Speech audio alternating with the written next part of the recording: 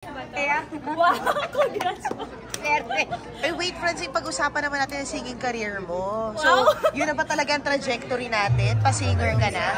Hindi naman po siguro pa-singer. Sideline ko po. Joke lang po. Siguro po, eto na siguro yung time na mas nag-explore na po ako sa ibang bagay bukod sa pag-acting po. Wow. And yun ang sabi mo, hindi ka talaga, si Miss Jamie pa yung nagturo sa'yo kumanta. Like, how did it go?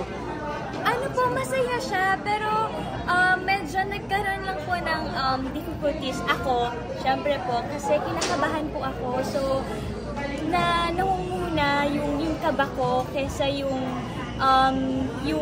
isip na, or yung motivation ko na hindi, tapusin mo na to, kailangan mo gawin to. Kasi po, sobrang talaga akong kinakabahan noon. Kahit nung gabi po lang dasal ako ng dasal, yun nga po sabi ko, puro luya po talaga ako. Promise. Ito yung luya? Ano yung kwento sa luya? Ano po siya, hindi naman po talaga instant na nakakapagpaganda ng boses. Ano lang po siya, parang yung pakiramdam po, parang mas... Nagsusoothe. Opo, yun, mas kumakalma yung nalambunan. So, nakailang luya drinks ka to prepare? Hindi ko po mabilang. Hindi, siguro po mga 4 lang, diba? Mga 5 baso, mga gano'n naman po. Very sa labat? Opo, mga gano'n. Nagpapagawa po talaga ako sa kila mama sa bahay. Wait na, so Francine, dahil dyan, sample mo naman kami ng ano mo, konting vocalization. Paano ba? Para turuan mo naman yung mga audience natin. Hindi po ako nag-vocalize or anything. Diretso po talaga akong salang. Kaya po, yun po. But you sounded really great a while ago. Thank you po. Yun nga po sabi ko, Tita JB, parang pwede pa matulog nila ako. Pinakabahan ako. Pwede po sa panaginip na lang. Pero yun po, thankful po kasi nairaos naman. So Francine, ano yung reaction mo pag tinatawag ka na ngayong recording artist? Oh my gosh! Nakakatakot po na nakakatuwa. Kasi po, dahil sa faith, hope, and love na to, baka masanay sila or mag-expect yung mga tao sa akin na talagang pagkakanta ko, magaling ako, pero hindi naman po talaga. Kinakaya ko po at pinag-aaralan ko pa. Actually, Francine, pag yung mga batchmate mo, di ba, yung mga contemporary mo, gumagawa ng music, laging sultry, laging usually mahalay, charot. Diba yung mga tema niya, di ba? Very, sa'yo baliktad, faith, hope, and love, di ba? How do you take pride in that? Siguro po kung pride pong word yung gagamitin ko, I think hindi siya for me. Siguro I would use a term na siguro inspiring. Gaya po na sabi nga ni Miss Jamie. Kasi yun nga po sabi niya, yung mga papuri ng mga tao, secondary lang naman yan. Pero yung mahalin mo at ibigay mo yung puso mo sa ginagawa mo, yun talaga yung totoong pride. So yun po ang masasabi ko kasi masaya po ako kahit kinakabahan ako nung ginawa namin yung pagkunan. So proud na proud ka. Kunwari, pag sinabi nila, oh, bakit parang hindi Dua Lipa yung tunog ng kinanta mo?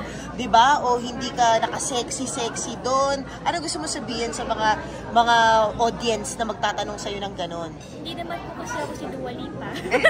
Yun lang po. At saka, hindi naman din po kasi ako, hindi po ganon ang personality ko. Sobrang layo po. So, yun lang pong masasabi. Mabuting bata. Na singer ka na. Ano sabi ni Seth sa'yo? Binibiro ka ba niya? Tinawanan niya po ako, pero nag-congrats naman po siya. Yun po, ganun kasi May pang-aasar pa pala? Pang-aasar ba? Opo, kasi ganun po yung relationship namin dalawa. Dynamics ninyo. Opo. Wala bang plan na magkaroon kayo ng Collab. Or duet. Kayo magdo-duet na dalawa sa isang inspirational song? Sana po meron, bakit hindi po, pero as of now, wala pa po. Parang ano lang, nawa na confirm lang yung sinabi mong 99.9% na pwedeng maging kayo. May sinabi na ganun si Seth. Ano lang masasabi mo doon? Sa'yo sinabi? 99.9%? Oo, Parang brand lang ng sabon na. Oo nga eh. Parang brand. Ano lang reaction mo doon na parang sinabi niya na yung ganun? Siguro ito lang po, matatawa lang po ako. Pero madalas naman po kasi yung mga ganong sagutan namin, bibiruan lang kami. Kasi as much as possible po talaga, we prioritize our career first. That's nice. Bakit natutuwa rin kami, Francine, na parang parang nakita na kayo on screen, both nila Andrea, nila Kyle, nung show noong time sa Lucky Day. Sa Lucky Day. Ano lang masasabi mo na parang rekindle na yung friendship together? Nag-rekindle nga ba? Na nag-kindle na. Yung pagbabalik ng friendship ng Gold Squad, diba? I mean, after all, we're professionals naman po, and ang trabaho ay trabaho. Pero kung sasabihin ko bumalik, medyo... You're not there yet. Yeah. I mean, Ayaw mo rin i-force. Okay naman po kami. I mean, hindi super friends like before, but very civil. Yun po. Would you say yung civil mo is comfortable civil? Yung wala na talaga, no past stories na talagang nakaka-affect sa pagiging civil nyo? Sa akin po wala naman po talaga. Sa akin po wala. All is well. For me, yes. And comment na sila yung pinipare ngayon na being allowed ni Andrea and Kyle, parang gano'n. Sila na yung parang new love team sa naging teleserye nila. I am very happy for them po kasi I know na matagal na silang magkaibigan talaga, bata pa lang sila, and I think it's easier for them na to do their work. Mas smooth na.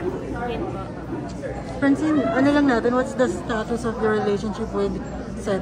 Sorry po? Anong status ng relasyon nyo Lagi ngayon? tinatanong yun. Status? Oh, kasi 99.9 sa akin. Ano? Ngayon, ano na?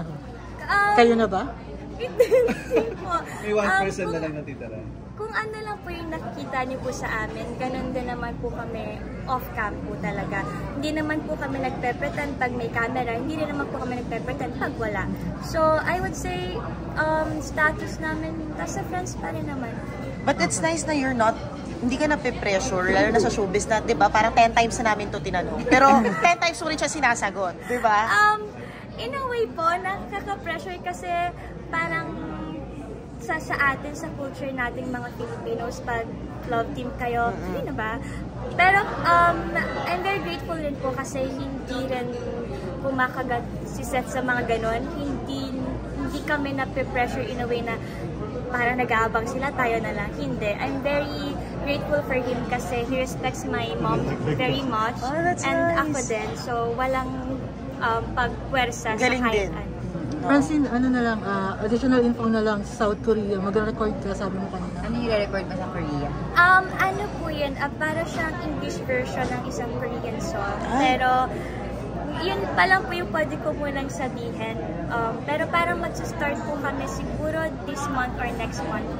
So, international artist ka na? Oo nga. Opo. Oh, Yeah, Ibang klase. kasama kang Korean dito or ikaw solo mo Meron to? po. Yun! Baka po, gawin namin na shoot is isa sa Korea and then isa sa Philippines. Would it be possible to know kung sino yung Korean star makakasama mo? Hindi pa daw po eh. Hindi pa daw po. Last na lang, sorry. Sorry, last. Yung It's Your Lucky Day, marami nagtatanong kung ipapagpatuloy. May balita ba? Actually, yun nga rin po yung gusto kong malaman. Kasi ako po, bilang hindi po ako host, na-enjoy ko po talaga yun.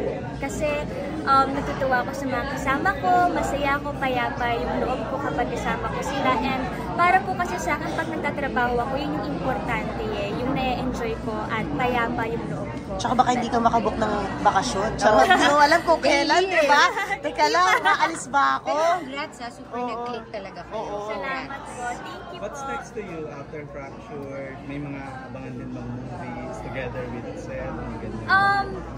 Ngayon po, inaayos pa rin po kasi talaga yung schedule for sa movie namin ni Seth. We don't know if it's gonna like magpupush through ba siya this year or baka next year na lang sis magpapasko na po. But yun, meron po kami ngayon. And last na lang, sorry. Kaya ko Daming nagtatanong last, kanina no? kung Oo, namin last. Baka singilin mo na kami, Mars. Holiday. Holiday na lang, yun na lang. Plano niyo sa Pasko? Para may bangko na rin kami. Sa Pasko po, yung sinabi ko lang din po kanina na nasa ibang lugar po kami ni Mama, magtatrabaho po kami.